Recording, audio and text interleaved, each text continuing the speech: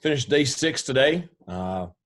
Second day in full pads, and starting with yesterday, with full pads being incorporated in.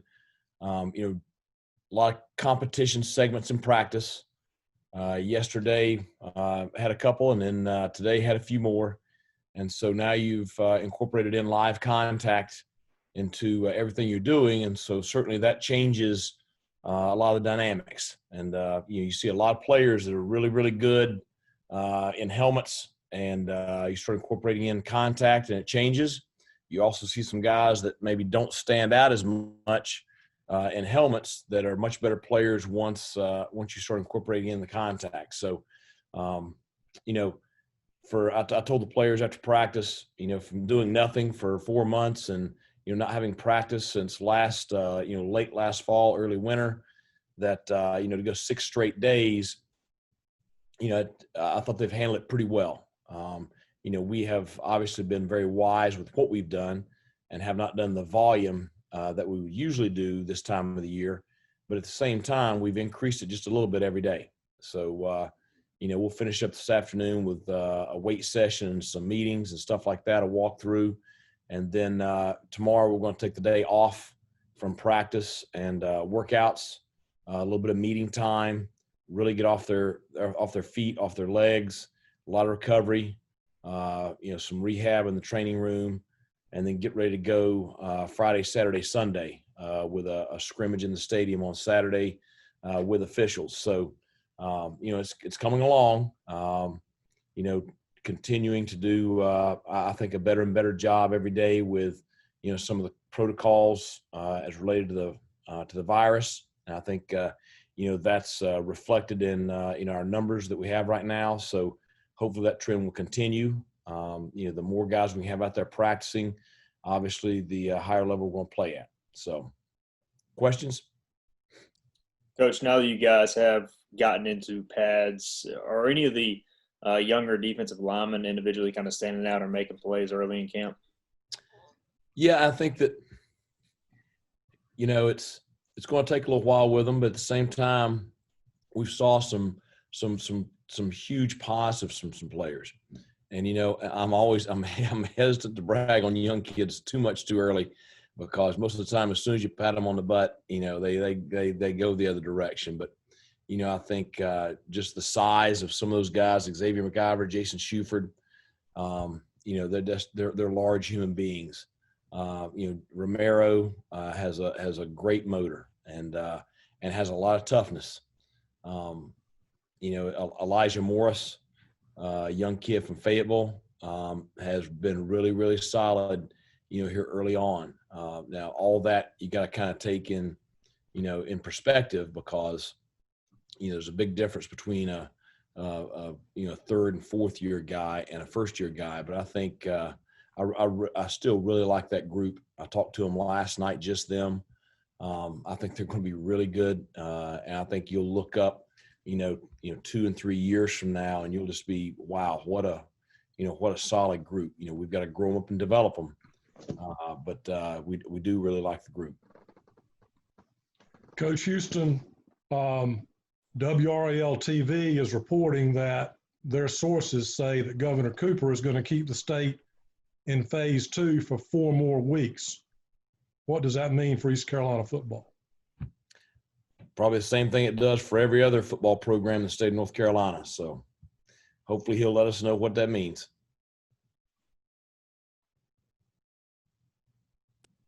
Can you scrimmage on Saturday in those circumstances?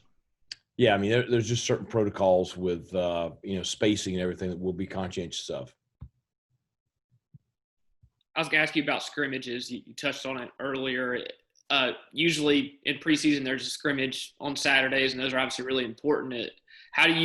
What does that look like now as far as a scrimmage? I mean, will Saturday be pretty normal for y'all, or you still have to follow guidelines and different type of procedures? Well, we'll have to follow protocols. I've got the grounds crew setting up the fields very similar to what they will be during the regular season. So the players box will be from the 10 to the 10, so which will allow a lot of spacing on the sidelines. All the kids are wearing the Gator masks while they're in pads. So anytime they've got their helmet off, they'll have a mask on. It's, with this just, everything operationally, we've just got to be conscientious of, making sure we've got good spacing anytime that, the guys are out of the drill. How is Aaron Ramsey progressing back from that injury he suffered last year? Has he been able to practice at all so far? Yeah, I'll tell you what, he's something else. We're obviously being smart, bringing him along. And, we had him in a red jersey, which means no contact. And then, you look up one day and the offensive guys are like, Coach, he's hitting us and he's got a red jersey on. And so I said, Aaron, you can't be in the contact drills if you got a red jersey on. I look up and we're doing a short yardage drill yesterday, and he goes and he gets a purple jersey from one of the other kids and sneaks into the drill and finishes the drill. So I'd say he's coming along just fine. I say that just because it's kind of humorous to us. He's cautious at times, and then at other times he just wants to go play. But as far as him running around, him moving, he looks really, really good. He's like anybody else with an injury like that. He's just got to get confidence in it. Structurally, he's fine.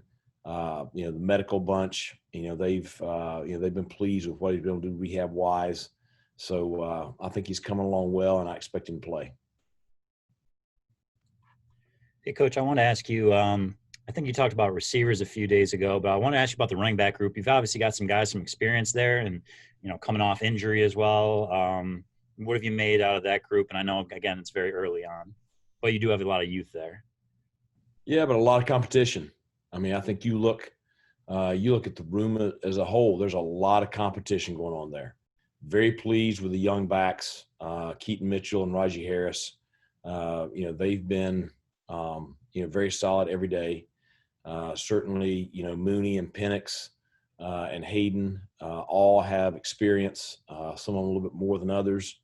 I think they're all different, but they all give us something, a little bit different in the run game and in the pass game. But been very pleased with them. Trace Christian's competing. Got a couple of other guys, but, a room that was very, very thin last year all of a sudden has a tremendous amount of depth. Coach, how important is it for the first stringers and your standouts that are going to be starting when September, October gets here in that first scrimmage? Will they see a lot of action because they didn't have spring football? Yeah, everybody's going to see a lot of action. We're going to try to get everybody a lot of reps. I don't know who the first stringers are right now, so we're gonna let them all go out there and get in the middle of it. And I think that's something they need. I don't care who they are. They need that setting, that contact, gameplay. It's so vital because there's just been so much time off for all of them, and just getting that chemistry, working together. All those things are so important, and you cannot simulate that. We try to simulate it in some of our competition segments. We finished practice with a red zone deal today, and it got pretty hyped and pretty intense and everything. But you start throwing officials out there, and that kind of changes the dynamic of everything. So it's Saturday's important. Coach, to go along off that though, obviously with the pandemic and just the where your football team is, you've mentioned wanting to get guys a lot of reps and that sort of thing. But when you consider what might happen in terms of possible positive cases or guys missing time because they're in quarantine, how do you go about approaching that as a staff? Because I'm sure it's very difficult to make sure reps are spread out and you're getting all those guys all that experience. Well, you just and we've been through a lot of scenarios already with contact tracing and things where we've had a lot of lineups we've had to shuffle around. On the offensive line, for the most part, everybody's got to learn every position because week in and week out you could have 2 or 3 guys out, and really it's that way across the board at receiver, in the secondary. So we're double training a lot of guys. We're trying to to be at least 3 deep with guys that know what they're doing, it's just you're going to have to approach things like that if you have any hopes of playing. Otherwise, you're going to look up and see a ton of games canceled. Coach, going back to the D-line real quick, how was Freshwater looked with him being cleared to play this year? He's been one that's been in and out of practice a little bit. Nothing, nothing he's done. When he's been in there, he's done some really good things. But it's, we're struggling with that. Everybody in the country is just keeping guys in practice with this contact tracing stuff. Coach, this week, players opting out has become, on a bigger national sense, more of maybe a trend or a thing. You said recently all your guys are all in and excited. What is that dynamic like as a coach? Are you paying attention much to what else is going on or at other schools and worried all that influences anything? Or what's that balance with guys being all in versus guys saying, no, I'm good type of thing? Well, I don't know the dynamics at any other school. The only thing I know is our dynamics here. I care about our young men tremendously. I want them to be safe. I want them to, have confidence in the things that we're doing. I think sometimes there's frustration with just how strict and conservative the protocols are, but those parameters are in place to protect the players. I think the players here know that they always have a conduit. A place that they can voice, coming to me at any time about anything. I'm constantly in dialogue with those guys, with our leadership council, and I really push them to, be direct, be honest, always, voicing how you feel about things. We try to do that also. But at the end of the day, each and every one of them has to make those decisions about what they want to do.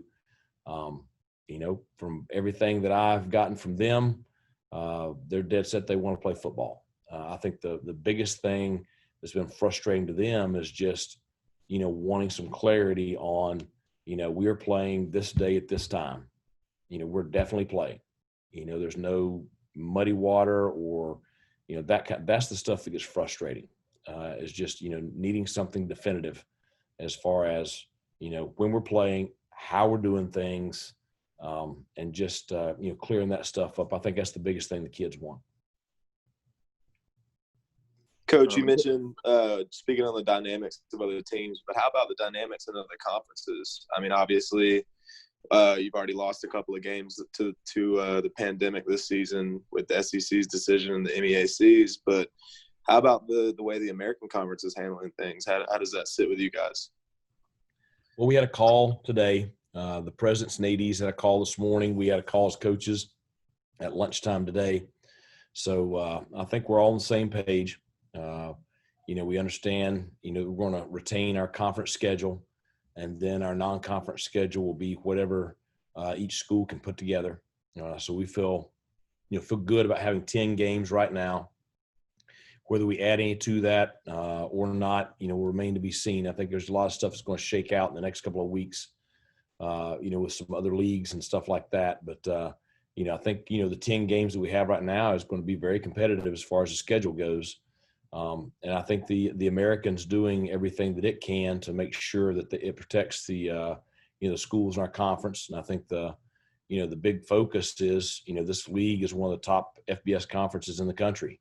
And I think that the commissioner and everyone is trying to do what they can to ensure that we stay at that high competitive level and stay relevant with the other Power 5 conferences. Is there anything that changes protocol-wise when school and classes start back on Monday?